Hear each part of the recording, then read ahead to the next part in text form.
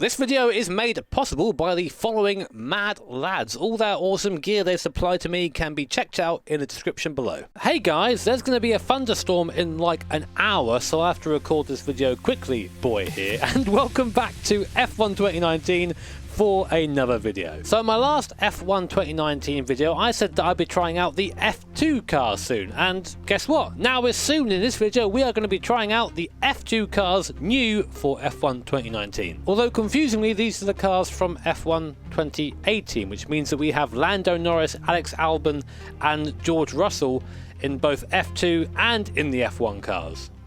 Yeah. So for those unfamiliar with an F2 car, here's what it looks like. It's basically the feeder series, or the main feeder series into Formula 1, so it's a bit of a baby Formula 1 car. Like the F1 cars, though, this F2 car is powered by a turbocharged V6 engine, producing somewhere in the vicinity of 620 brake horsepower, but of course without the hybrid that F1 has. And it also has slimmer tyres and a lot less aero, meaning these cars are a lot more lively to drive, I'd say, than an F1 car is. And with this being the 2018 version of the car, it has the most unreliable clutch known to man, which will stall 50% of the time from a standing start, regardless of driver's skill. But luckily, that isn't modelled into this car. And seeing as I mentioned him earlier, I'm going to be driving with Mr. George Russell, now currently at Williams, of course. So as you guys have probably seen from the title, today I'm going to be trying this already lively F2 car in the wet at Monaco, because I just like punishing myself. Okay, so sitting on the grid here at Monaco in rainy conditions again, just to make you guys aware, I'm not using any assists whatsoever.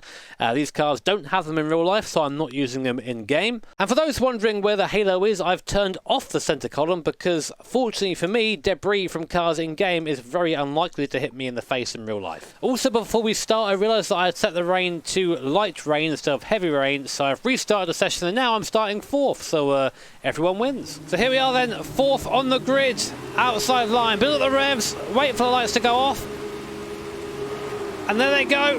Now the job to try and find some traction begins.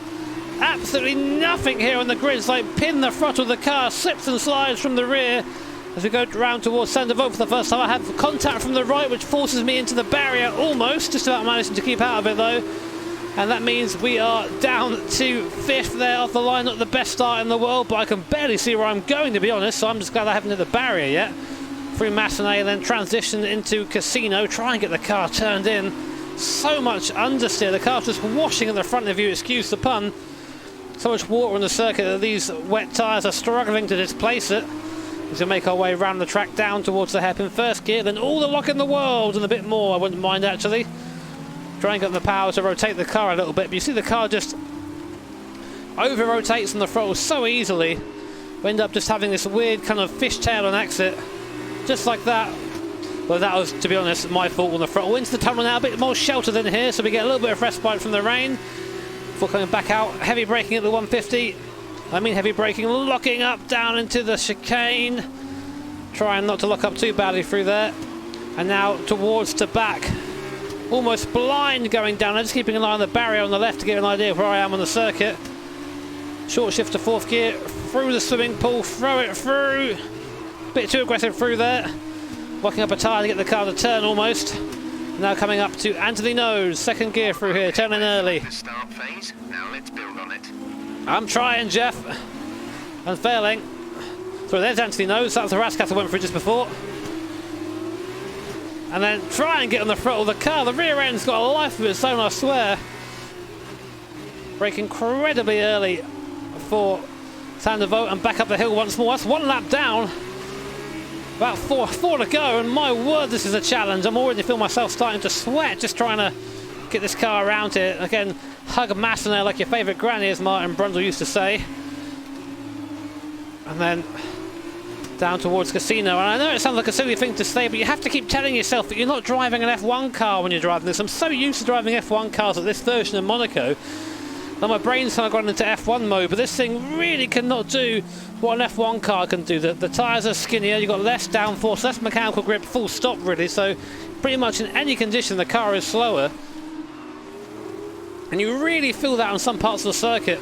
Just no mechanical grip compared to an F1 car. That kind of makes it fun. It's more of a challenge trying to hustle this thing around the circuit. It's far from stuck to the ground, especially in these wet conditions. Really is a challenge to get the car to do what you like, and maybe a little bit of a cut there. Don't tell anyone, I won't. Trying to get on the power. I'm really struggling to get on the power in a... Oh, wow, that was so lucky. I just grazed the outside wall to back there with my tyre. That really should have been a puncture or something, but luckily I got away with it. I'm not going to complain about it. Whoa, sideways. Both hands on the wheel, Jimmy. So far in 5th position, kind of going backwards a bit, to be honest, which isn't ideal, but I'm just happy to still be going at this point, back on the power. But yeah, I've got to say, I really enjoy driving these F2 cars. They're so lively. And I think, you know, unlike a lot of people, I actually really like the sound of an F2 car. It is a very similar, I say similar engine, it's a V6 turbo, so similar configuration and aspiration to the actual F1 cars as well, but I don't know, I like the sound of it. It's just a bit more brutal than the F1 car is. These things are louder as well, I'll tell you that. Ooh, man. Lots of sideways action down there. Trying to do my best to eke as much time as possible out of this thing, but really struggling to find any confidence. You see the AI drivers are so calm and composed, and here I am, blooming yeeting it around every corner and moments away from death at pretty much any moment.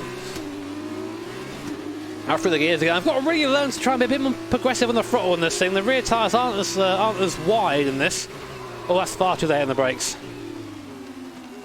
But okay, locking up will slow me down, so I'm going to keep going with that and just pretend that that's okay. Need to get a better run through to back this time. Nice, and there you go. It likes to be turned in early, this car in the wet. It doesn't like to try... You can't really carry speed through with downforce in this in the same way you would in an F1 car. What about getting the car in early, it feels like. That's how it's modelled in game anyway. Look how much time I've gained there just through a swimming pool by driving a bit neater and not yeeting as much. Anthony knows, oh, I turned in too late there. I got in the power a bit too early, and that completely moved that corner for me. Not a bad lap though. 1:38.3, getting quicker. If we can get into the 37s, that'll be some nice pace. Fastest middle sector as well, or last sector there, so the car's definitely got some pace. I need to just hook it all up. Driving in the wet in F1 is still similar to how it's kind of used to, very slippy. Doesn't seem though that the wet line exists yet in F1 2019, which is a shame, because I think that's kind of the next step for weather, is to have a wet line. I'd say look that up if you don't know what a wet line is. But it's still a lot of fun, still definitely a challenge. I couldn't imagine doing this for a proper distance. I'm only running a 5-lap race today, but imagine doing this for like 20 laps or so. It would just completely tire you out. I mean, I'm sweating doing this now, even though I'm not really performing particularly well. Come on. There you go, nice. 160 mile an hour into the wet. That must be such a fantastic sensation in real life. Just try and hook it in there. Come on. I get a better run out of here. Trying to. Nearly had it there. You're right on the edge of the wheel spin all the time. That's where the speed is right on the edge of the wheel spin. So you try not to wheel spin. My word. That was all sideways. I was not in control for any of that through there. That's how I like it. Down the ass gas. Trying to use the throttle to turn the car in there. You go too far, the problem is you start rotating. Anyway, coming on to the last lap of the race. Man, this is fun. I'm really enjoying this. Might not be the cleanest thing. There you go, fastest lap. Oh, Georgie Russell. You're not going to see that in F1. Oh, God. I proceed just to light up my tyres all the way up the hill towards Massenet for the last time. Trying to turn the car in. You have to really wrestle it to some of the corners. If you're being soft on the brake to try and be nice to it, or just, nope, you've got to really smash the brake, turn it in. Even in these wet conditions. The spray, once you kind of get used to where the brake and turn, etc., the spray isn't as big an issue as it is, but I'm not following super closely to the car in front. Just close enough to follow in his wheel tracks though. Easy down here.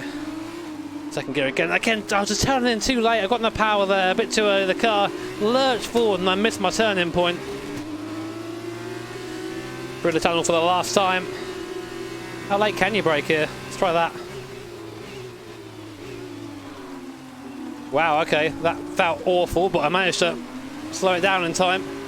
And now we're right in the back of Tavares, which I'm probably saying incorrectly. Just grab the barrier there for a second with the tyre.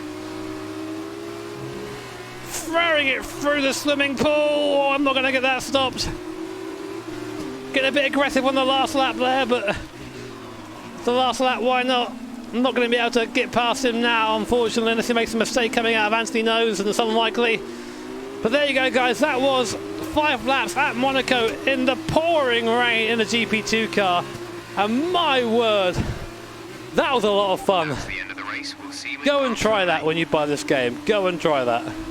So there are the results. Unfortunately, I did drop a position on my starting place, ending up 5th when I started in 4th, but I did take the fastest lap, so I guess that's something. What I take away from that race is that these F2 cars have really been worked on, and what I mean by that is in previous F1 titles, with the kind of historic content that Cody's tend to put out, I've always felt that they've been maybe a couple of steps below in terms of quality than the main F1 series, but these F2 cars feel a lot closer to the F1 cars in terms of quality, so really quite promising, I think. But anyway, guys, if you enjoyed that video, I very much hope you did, then feel free to hit that like button. If you really enjoyed it and want to see more, then why not hit subscribe and the bell notification icon, because that way you'll be made notified of future streams and future videos like this. As always, a massive thank you to my patrons and to my sponsors. Thank you so much for supporting the channel. Take care, have an awesome day. See you all next time.